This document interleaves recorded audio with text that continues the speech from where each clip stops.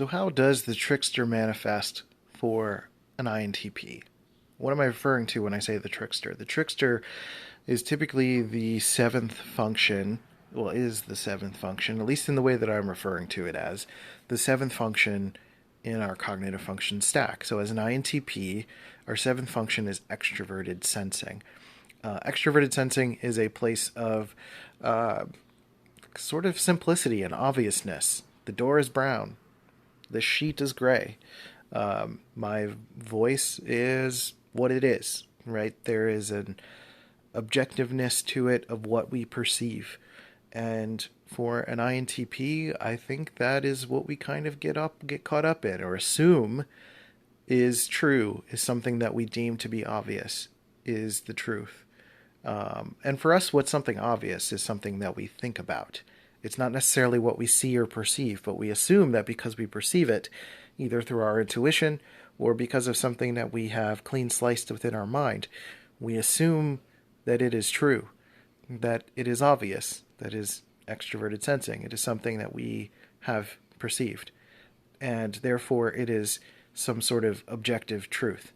Not extroverted thinking objective truth, not peer-reviewed proven, but it is almost a sense of what we see. What we see is not literally what we see in terms of being an INTP. An extroverted sensing dominant person is seeing and perceiving based on what they sense. And, sometimes if their intuition gets in the way, they may not necessarily always perceive everything as it is. As human beings, we don't always perceive everything as it is. There's always an intuitive side along with our sensing side.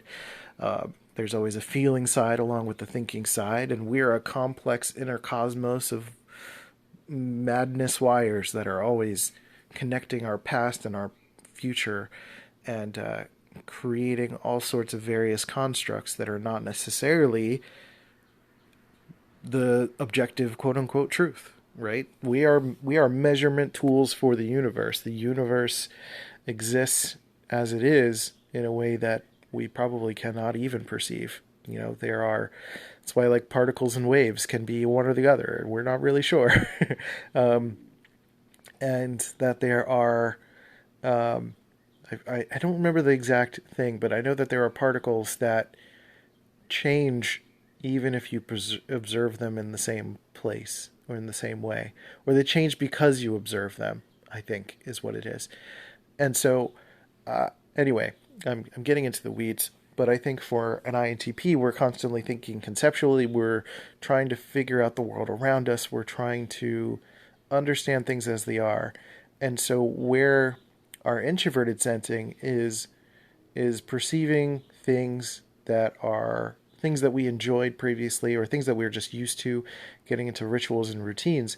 Extroverted sensing is more an attempt at seeing the world as it is. But I think it gets into like kind of a shadow element of leaking in, and it leaks in and creates this perception that what we have figured out or what we intuit is the complete truth, or is the obvious truth, or is the objective reality that we perceive in front of us. And in other ways, I think it manifests as assuming that we are listening when we're not, or assuming that we are seeing something when we are not, and not necessarily knowing the depth of which we are thinking about something versus actually seeing and perceiving it. There are plenty of times when Molly was talking to me and I was too busy thinking about something that I kind of came out of it, and I realized that she was talking, and I was like, I didn't hear anything you just said. I'm sorry. Can you say that again? And I wasn't paying attention to it at all. Or even my introverted sensing daughter, she's an ESTJ, and she will notice details in the room very, very quickly. And there are things that I miss all the time because I'm not paying attention to all the details in the room. And I think the challenge is that we only know our perception, our experience. We don't know what it's like to be an ESTP. We don't know what it's like to be an ESTJ, who are experiencing sensing in different ways. And so we're only operating based on our experience of it. And our experience of it as an INTP is shadowy, it's assumptive, and is nowhere near experiencing objective reality as it is.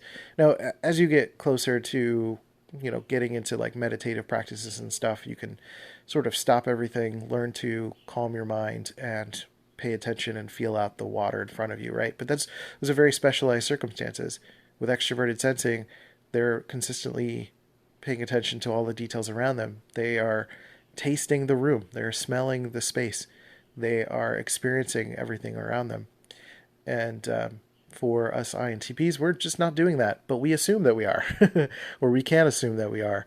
And I've had plenty of circumstances where I've done that, and I just thought that was worth mentioning, that it's a trickster because it makes us assume that we are doing it, but we're not. And so that's just something to look out for. I know shadow functions and shadow material is stuff that is a little bit more advanced, and I do cover some of that in what's called the INTP Empowerment Guide. It's the Energetic Empowerment Guide, I should say, where I talk about integrating shadow functions and how to use the opposing attitude to complement our main attitude. Meaning, if you're, as an INTP, we have introverted thinking dominant as our main cognitive function, and the opposing attitude would be extroverted thinking. How do we use extroverted thinking to support introverted thinking? And then how do we use introverted intuition to support extroverted intuition? How do we use extroverted sensing to support introverted sensing? And how do we use introverted feeling to support extroverted feeling? And then I talk about energies and like managing energies and stuff like that too. And I think what you get out of this is a feeling of understanding your inner landscape more and understanding the mode switchings and modalities of your inner experience. So what does it feel like to be in an introverted thinking and introverted sensing mode? What does it feel like to be in an NE and FE mode, an extroverted intuition and extroverted feeling mode? What do those modes feel like? And then like how do you get out of one when you're stuck in one? And I think it's just it helps with getting to know introspection in a more powerful way and really get to know yourself as an INTP, and start to connect the dots of like the material to who you are. And I give some exercises and stuff like that. So I think people who have gone through it have really felt like they can go forward on their own esteem. And that's really what my mission was before creating this, was to help INTPs to be able to feel empowered to go out into the world knowing what you can do and how you can not necessarily be a slave to your own chemicals and impulses, but understand when something's happening or a mode shift is happening and when you can actually change the energy yourself. So that's what that's all about. So happychemicals.org is where that exists, and we have other courses for INTPs surrounding productivity and relationships and money and some other things like that too. So go ahead and check that out. We also have a secret podcast that you can subscribe to through our email list on the website. It'll be a pop-up.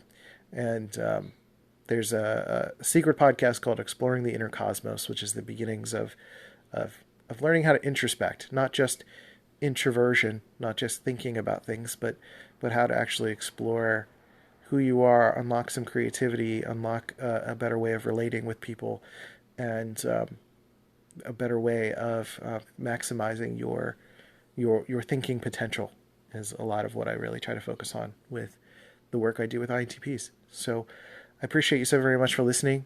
Thank you for being here. Like and subscribe and share and all that fun stuff. And I'll catch you next time on Dopamine.